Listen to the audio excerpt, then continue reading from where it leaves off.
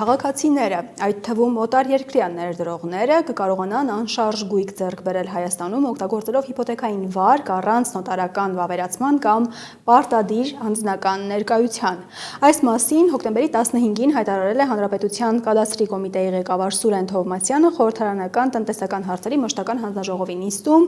քաղաքացիական օրենսգրքում եւ դրան կից օրենքներում փոփոխություններ կատարելու մասին օրինագծերի փաթեթի քննարկման ժամանակ։ Տաղավարում ինձ է միացել Լիլիա Ամիրխանյանը։ Լիլիա, այստեղ մի քանի հարց ինձ հուզում է։ Օտար երկրյան ներդրողները, այսինքն ներդրողները նաև Թուրքիայից եւ Ադրբեջանից։ Իրականում այս հարցը մեզ համար բավական խոցելի հարց է, հաշվի առնելով գլոբալ մեր անվտանգային մարտահրավերները, մասնավորապես թե որ տարածաշրջանում եւ ինչ հարևաններ ունենք մեր կողքին գտնվող, բնականաբար մտահոգություններ շատ կան, բայց իրականում միայն դրանով չեն պայմանավորված, այսինքն բազմաշերտ, բազմաթիվ ուսումնասիրությունների, հետազոտությունների առարկա է այս ընդհանրապես այս նախագիծը քննարկվող եւ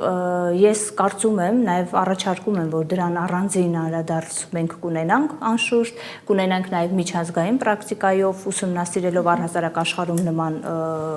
մոդել կա թե ոչ,